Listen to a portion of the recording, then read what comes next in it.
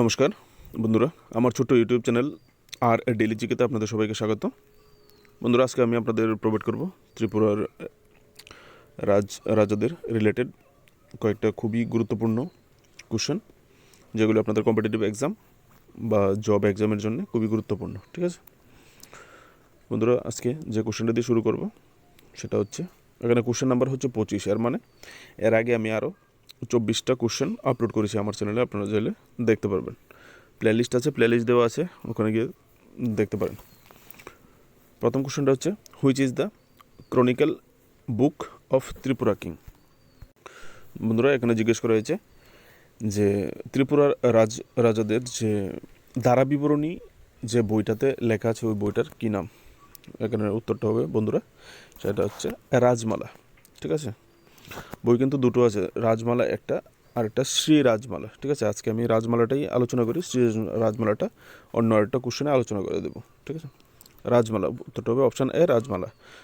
বন্ধুরা, এই রাজমালা যে বেঙ্গলি ভার্সন, এটা 15th সেঞ্চুরিতে করা হয়েছিল ধর্মমাণিক্য ফার্স্ট। মনে রাখবেন, ধর্মমাণিক্য ওয়ানের সময় এই বেঙ্গলি ভার্সনটা করা হয়েছিল রাজমালার। এটা কিন্তু ইম্পর্ট্যান্ট একটা কোশ্চেন আছে যে ত্রিপুরার যে রাজমালার বেঙ্গলি ভার্সনটা কোন রাজার আমলে করা হয়েছিল, তাহলে মনে রাখবেন। তারপর এই যে রাজমালা বুকটা, সেটা the Rajmala mention that it was originally written in, যে রাজমালা বুকটা অ্যাকচুয়ালি যে আসল যে রাজমালাটা সেটা লেখা ছিল ককবরক, মানে তিপ্রা কক ভাষায় লেখা ছিল। এটাকে ট্রান্সলেট করা হয়েছে বেঙ্গলিতে, translated into Bengali by order of king Dharmamanikya ওয়ানের আদেশ মূলে এটাকে বেঙ্গলি ভার্সনে করা হয়েছিল। আর এটা কে করেছিলেন? এটার অথর, রাজমালার যে অথর ছিল বেঙ্গলি ভার্সনের, কৈলাস চন্দ্র সিংহ, বেঙ্গলি ভার্সন। ঠিক আছে, এটা খুব মনে রাখবেন, আপনাদের জন্য এটাও কোশ্চেন আছে যে রাজমালা বেঙ্গলি ভার্সনটা কে লিখেছিলেন। খুবই ইম্পর্টেন্ট কোশ্চেন আপনাদের জন্য। ঠিক আছে, বিশেষ করে টিপিএসসির যে এক্সামগুলি হয় এগুলির জন্য। 2 নম্বর বন্ধুগণ, 26 নম্বর কোশ্চেনটা হচ্ছে, what is the name of the book written by Rabindranath Tagore related to Bhubaneswari temple. এখানে বলা হচ্ছে রবীন্দ্রনাথ কোন কাব্যটি লিখেছিলেন, কোন বইটি লিখেছিলেন যেটার সঙ্গে ভুবনেশ্বরী টেম্পল সঙ্গে সম্পর্কযুক্ত। এখানে আনসারটা হবে অপশান সি, বিসর্জন। ঠিক আছে, রবীন্দ্রনাথ বিসর্জন কাব্যটি লিখেছিলেন, ওই কাব্যের মধ্যে ভুবনেশ্বরী মন্দিরের কথাটি বিশেষভাবে উল্লেখযোগ্য। এখানে দেখতে পাবেন, one of the renowned Nobel laureate Rabindranath Tagore has written novel Rajarshi and drama Bisarjan. Rajarshi এবং ড্রামা বিসর্জন দুটোটার সঙ্গেই এই ভুবনেশ্বরী টেম্পল উদয়পুর রিলেটেড আছে। ঠিক আছে, যেটা রবীন্দ্রনাথের লেখনের মাধ্যমে স্মরণীয় হয়ে থাকবে চিরদিন। 27 নম্বর কোশ্চেনটা হচ্ছে, when the Sati system was abolished in Tripura. বন্ধুগণ, এখানে জিজ্ঞেস করা হয়েছে সতীদাহ প্রথা যেটা ছিল আদিম যুগে প্রাচীন ভারতীয় চলতো, সেই সতীদাহ প্রথাটা ত্রিপুরার কোন মহারাজা বিলুপ্ত করেন, অ্যাবলিশ করেন? এটা কত সালে করেন? এটার আনসারটা হবে 1889। বন্ধুরা, এই সতীদাহ যে প্রথাটা সেটা বন্ধ করেছেন মহারাজা বীরচন্দ্র মাণিক্য 1889 সালে। মহারাজা বীরচন্দ্র মাণিক্য আরেকটা কাজ করেছিলেন, যে স্লেভারি যে দাসত্ব প্রথা ছিল, দাসত্ব প্রথাটাও বন্ধ করেছিল উনি 1879 সালে। ঠিক আছে, মনে রাখবেন এই ডেটগুলি, এগুলি খুবই ইম্পর্টেন্ট কোশ্চেন হয়। ঠিক আছে, এখানে দেখতে পাবেন আরেকটু আমি সঙ্গে অ্যাড করে দিয়েছি, ইন ইন্ডিয়া। আর ভারতবর্ষে সতীদাহ প্রথাটা কোন সময় বন্ধ হয়েছিল? ভারতবর্ষে সতীদাহ প্রথাটা বন্ধ হয়েছিল 1829 সালে।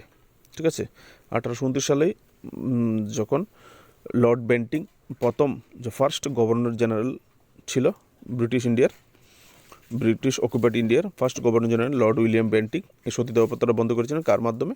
ওই সময় ভারতের রাজা রামমোহন রায়, উনি যাকে ফাদার অফ দ্য বেঙ্গল রিনাইসেন্স বলা হয়, মানে বাংলার পুনর্জাগরণের ফাদার বলা হয়। ঠিক আছে, উনি ওই সময় ক্যাম্পেইন করেছিলেন এই সতীদাহ প্রথা বন্ধ করার জন্য। আর এটা বন্ধ হয়েছিল লর্ড উইলিয়াম বেন্টিংয়ের হস্তক্ষেপের মাধ্যমে। ঠিক আছে, সতীদাহ প্রথা ছিল আগে প্রাচীন যুগে হিন্দু কুলীন ব্রাহ্মণ, হিন্দু যারা মারা গেলে হাজব্যান্ড যদি স্বামী মারা যাওয়ার পর তাদের পত্নীদের মতলব বউদের স্ত্রীদেরকেও নিয়ে জ্যান্ত পুড়িয়ে দেওয়া হতো।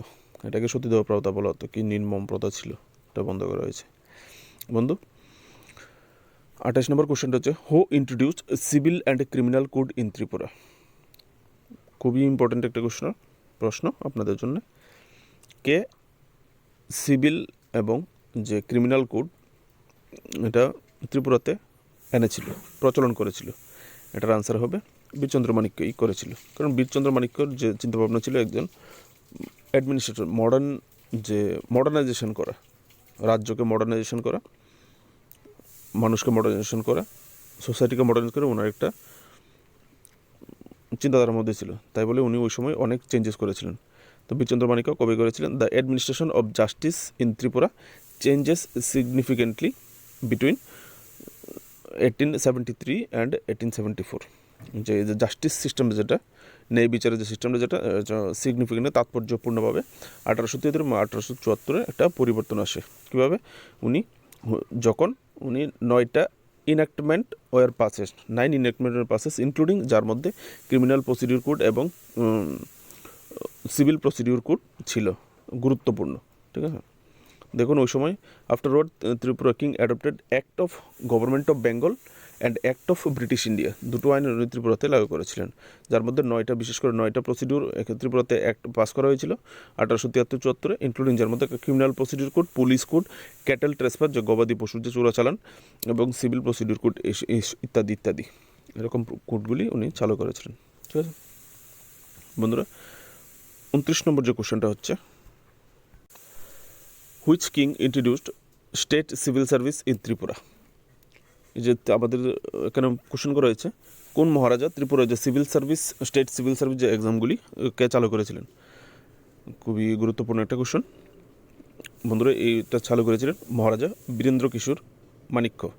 1915 সালে উনি এই এক্সামটা চালু করেছিলেন। ঠিক আছে, 30 নম্বর কোশ্চেন, যেটা আজকের জন্য last question, who was the first Tripura king who adopted the title of Manikya? এই যে মাণিক্য ডাইনেস্টি আমরা বলি ত্রিপুরা রাজবংশকে, মাণিক্য বংশধর, আজকেও তারা মাণিক্য লিখে থাকেন। তো এই যে মাণিক্য উপাধিটা, তারা কোন মহারাজা প্রথম মাণিক্য এই উপাধিটা নিয়েছিল? ঠিক আছে, who was the first king who adopted, যিনি এই উপাধিটা ধারণ নিয়েছিলেন, সে আনসারটা হচ্ছে option A, Maharaja Mahamanikya. So Maharaja Mahamanikya, history ত্রিপুরার Maharaja Mahamanikya, the historical chapter of royal line of Tripura known as Manikya dynasty had actually begun the reign of Maharaja Mahamanikya, who ascent, উনি সিংহাসনে আরোহণ করেন 1400 AD-তে। ঠিক আছে, 1400 সালে উনি মহারাজা মহামাণিক্য সিংহাসনে আরোহণ করেন। ওই সময় তিনি এই মাণিক্য যে টাইটেলটা, উপাধিটা উনি ওনার নামের সঙ্গে জড়িয়েছিলেন। ওই পর থেকে মাণিক্যই চলতে থাকে, এখনও পর্যন্ত মাণিক্য আছে। ঠিক আছে বন্ধুরা, যদি কোশ্চেনগুলি ভালো লেগে থাকে, এরকম কোশ্চেন আপনাদের আরও প্রয়োজন থাকে, তাহলে চ্যানেলটিকে সাবস্ক্রাইব করবেন, ভিডিওটাকে লাইক শেয়ার অবশ্যই করবেন, আর বেল আইকনটা প্রেস করে দেবেন। আমি আমার চ্যানেলে important current affairs, GK, MCQ upload করে থাকি। প্রিভিয়াস ইয়ারে বিভিন্ন সময়ে ভারতের বিভিন্ন কম্পিটিটিভ এক্সামে জিজ্ঞেস করা হয়েছে, এরকম ইম্পর্টেন্ট কোশ্চেন আপনাদের জন্য প্রোভাইড করি। ভালো থাকবেন, থ্যাংক ইউ, জয় হিন্দ।